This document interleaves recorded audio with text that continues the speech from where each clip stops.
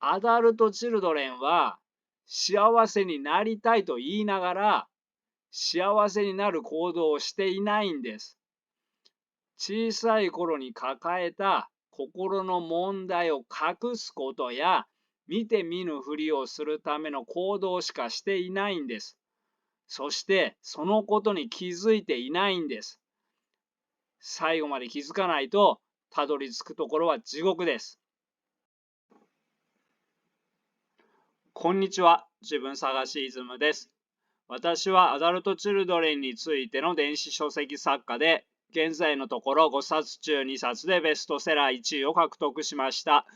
電子書籍を読んで生きやすくなったと言ってくださる方々も多いです。興味のある方は読んでみてください。概要欄にリンクを貼っておきます。今日は周りに勝って優越感を持つことを目的に生きている人の心理を話します。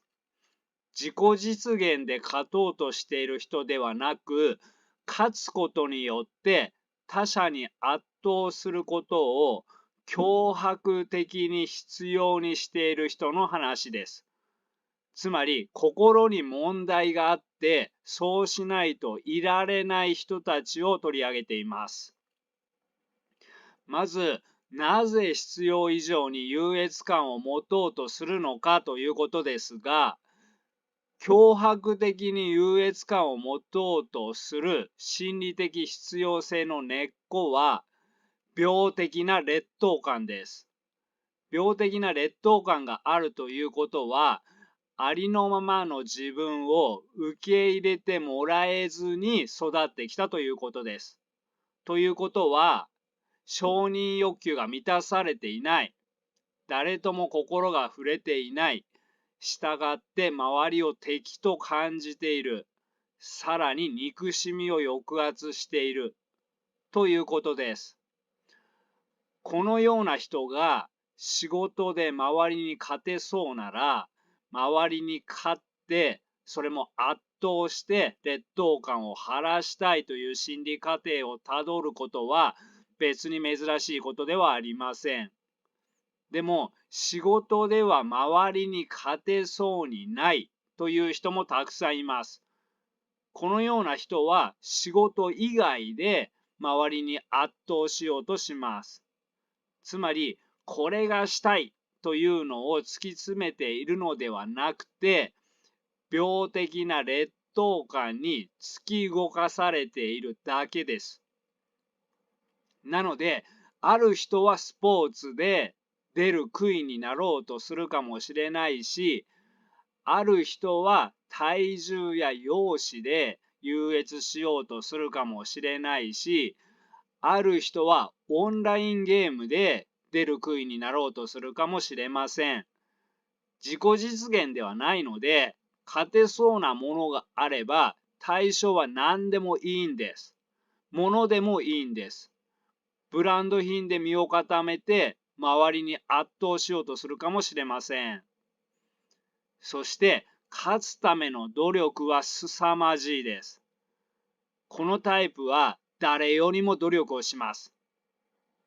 例えば、スポーツで圧倒しようとしている人なら、雨でも毎日マラソンをするかもしれないし、雨でさらに微熱があっても休まないかもしれないし、怪我をしていても休まないかもしれません。心理的必要性というのはそれほど強力なんです。休みたいと思っても休めません。こうしたいと思ってもこうできません。仮に何かがひどく劣っていても、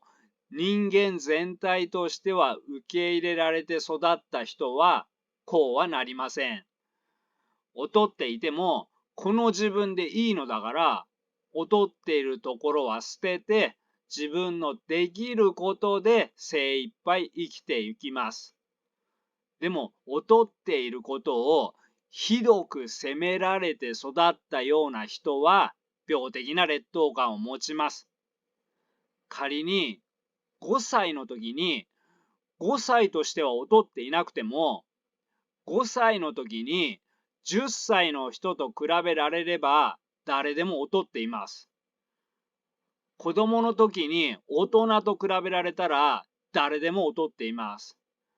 このように子供としては劣っていないのに、ひどく責められて育ったために、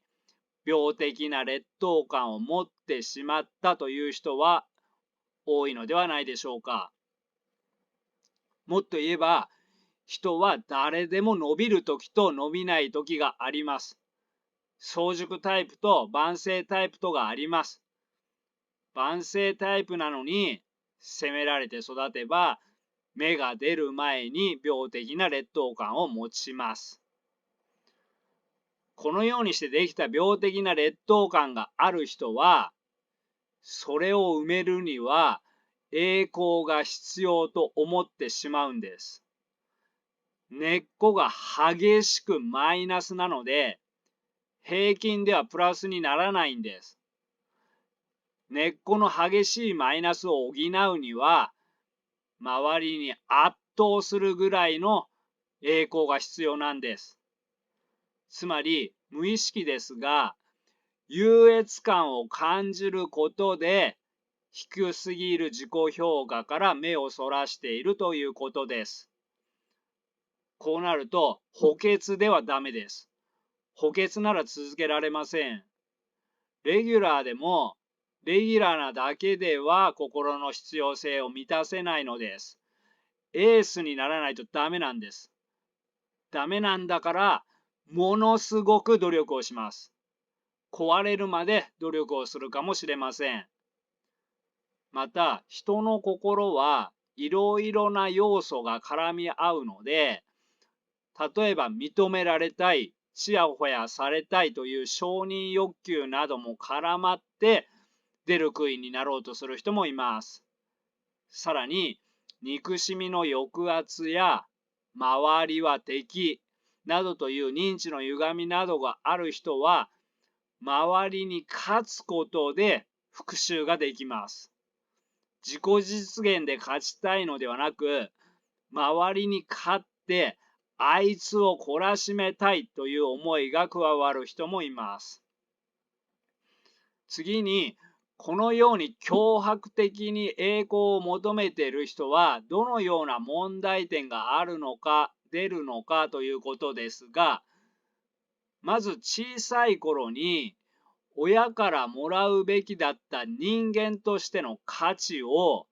プラスにしてもらうどころかマイナスにされたところから始まっているので、仮に周りに勝っても満足できないということが大きな問題です。仕事で優越感を持とうとしている人が、同期で一番になってやると仕事以外の様々なことを犠牲にし、凄まじい努力をして同期で一番になったとします。すると、すぐ次の課長になるという目標が出てきます。また、課長になるために日常生活のあらゆることを犠牲にして、ものすごく努力をして課長になったとします。全然満足できずに、次は部長にならなくてはということになります。そして、家族の心や恋人や自分の健康や楽しく生きる人生というものを犠牲にして部長になったとします。そこまで頑張って部長になっても達成感は味わえないのです。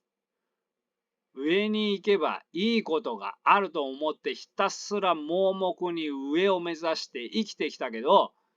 振り返ると親しい人は誰もいないし、人生で楽しいことは一つもないし、苦しいことだけをひたすら繰り返して、心も体も壊していたと気づくことになるかもしれません。ただ、劣等感に取りつかれている人は視野が狭くなるので、努力がずれているということには気づかないんです。心の必要性で突き動かされているときは、自分が間違っているとはなかなか気づきません。このケースで言えば、ただ優越感を持ちたいがためだけに間違ったものを追いかけているとは意識できません。出世するのが自己実現だと感じます。今は出世の例ですが、スポーツで優越感を持とうとしている人は、スポーツで抜きんでることが自己実現だと感じます。そこで体や心が壊れるまで辛い努力を続けます。気がついてほしいのは、自己実現なら苦しくても大変でも辛くはないんです。背中にナイフを突きつけられているような恐怖感はないんです。だから自己実現的に頑張っている人は疲れたら適度に休めるし、体や心を壊すことはありません。また自分の価値を成功や勝つことで保とうとしていると、勝てないと自己肯定感が大きく下がります。どんな人でも一生勝ち続けることはできませんので、この生き方は心理的にはとても脆いです。そしてこのような心理的必要性で常に周りと争いながら凄まじい努力を続けることは決して楽しいことではありません。うまくいかなければ、勝てなければ、認めてもらえなければ、ものすごくストレスがたまります。このストレスがさらなる憎しみへと変わっていくかもしれません。心理的にも肉体的にもどんどん壊れていきます。次の問題は、自分の劣等感を晴らしたいという気持ちが強すぎると、他人と心が触れ合わないという問題です。劣等感を晴らすことが病的に重要になりすぎている人は、チームの勝利より個人の成功が優先されます。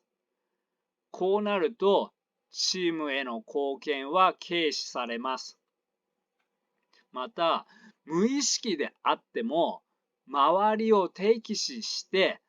とにかく周りに勝とうとしているのだから、そのオーラは周りに伝わります。周りにしたら、お前らは敵だ。俺はお前らの上に立つべき存在だ。と言われているのと同じです。俺の方がすごいんだ。と必死に証明しようとされると、周りにいる人はとても不愉快です。周りがこんな人を認めるわけがありません。多くの場合は敵が増えて嫌われ孤立します。仮に周りに勝つことができたとしても、これでは幸せは感じられません。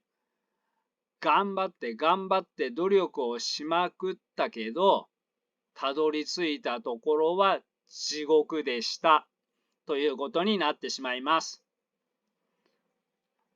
ではどうすればいいかということですが、まず一番大事なことは、何がここまで自分を突き動かすのかということを知ることです。つまり自分がそこまで努力しまくるのは、小さい頃にできたありのままの自分では価値がないという心の傷を持っていると気づくことです。次に根っこにあるありのままの自分では価値がない。これは間違っているということにも気づく必要があります。これが根っこなのだから、この根っこを変えない限り、どんだけ外側の葉っぱを変えても同じことを繰り返すだけです。根っこをそのままにして、努力をしても、自分の心や体や周りとの人間関係を壊すだけで、問題は何も解決しません。要するに、アダルト・チルドレンは本当の自分ではない自分で生きているんです。本当の欲求は抑圧して別の目的を自分の欲求だと思っているんです。例えば、地位や名誉や財産を求めるとか、周りより優位に立つとか、心の必要性を満たすことを人生の目的にしてしまっているんです。心の健康な人は幸せを求めて生きています。幸せになるための行動をします。でも、アダルト・チルドレンは幸せになりたいと言いながら幸せになる行動をしていないんです。小さい頃に抱えた心の問題を隠すことや見て見ぬふりをするための行動しかしていないんです。そしてそのことに気づいていないんです。最後まで気づかないとたどり着くところは地獄です。ありのままの自分では価値がないから上に行くという努力から、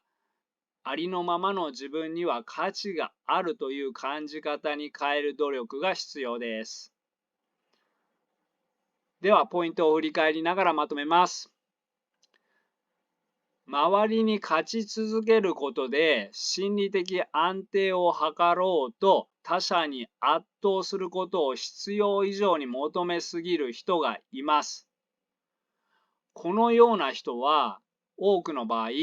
小さい頃にありのままの自分ではひどく劣っていて恥ずかしい存在と叩き込まれているので、ありのままの自分に価値を感じられないのです。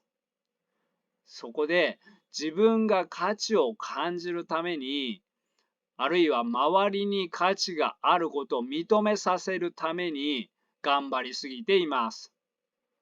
無意識の必要性でそうしないといられないのです。このような人は強迫的にこうでなければいけないと思い込んでいるので、自分の健康や周りとの人間関係を失ってまで頑張り続けます。度を超えた凄まじい努力は自己実現ではなく、劣等感や不安の表れでしかありません。こうでなければいけないという強迫性が問題なんです。つまり、ありのままの自分を否定し続けていることが問題なんです。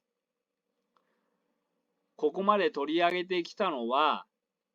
何かで成功して抜きんでようとする人たちですが、中には実績もないし、周りに認められているわけでもないのに、リーダーになろうとする人もいます。根っこにありのままの自分では価値がないという病的な劣等感があるというのは同じです。何かで成功して自分の価値を認めさせようとする代わりに、リーダーになって認めさせようと勝手にリーダーの役割を始めるのです。もちろん周りから同意や指示がない状態で半ば強引にリーダーになろうとすれば、周りからの反発に遭います。こうなるとチーム全体としての機能も低下します。いずれのケースも、なぜありのままの自分をここまで否定し続けているのかということに疑問を持つ必要があります。病的な劣等感を持った原点に戻って、自分は悪くないというのを見つけることから始めましょう。また、上に行くことで自分の価値を感じようとするのではなく、自分の存在自体の価値を感じられるように努力の方向を変える必要があります。アダルトチルドレンの低い自己評価改善方法という動画も参考にしてください。概要欄にリンクを貼っておきます。そして、このような病的な劣等感がある人は、周りとの協力意識が乏しくなる傾向にあります。周りを圧倒して出る杭になっても、周りに嫌われる可能性が高いです。昔から出る杭は打たれると言いますが、このような周りとの協力意識がなく、周りを敵視して抜きんでようとする人は、ただ打たれるのではなく、ボコボコに叩かれます。周りを敵視して自分がいかに優れているかを示そうとするのではなく、周りの人の気持ちを理解しようとすること、そして協力しようとする方がはるかに自分のためになります。今日は優越感を強迫的に求める人単体の心理を話しましたが、社会で生きていればこのような人が子供や生徒や弱いものを使って優越感を強迫的に求めるということが起こります。さらに、このような人がナルシシズムを解消していないと、自己愛性人格障害的な人になって、弱い者にパワハラ、体罰、しごきなどが起こることがあります。近いうちにこのような人が弱い者を巻き込んで自分の心の必要性を満たそうとしたらどうなるかという恐ろしい動画も出そうと思います。はい、ここまでにします。X でも発信していますので、興味のある方はそちらもフォローしてください。概要欄にリンクを貼っておきます。いつもコメントや高評価や応援してくださっている方々、ありがとうございます。感謝しております。また、いつも最後まで見てくださる方々もありがとうございます。今日も最後までご視聴ありがとうございました。では、仲間の皆さん、よかったら高評価、チャンネル登録をお願いいたします。バイバイ。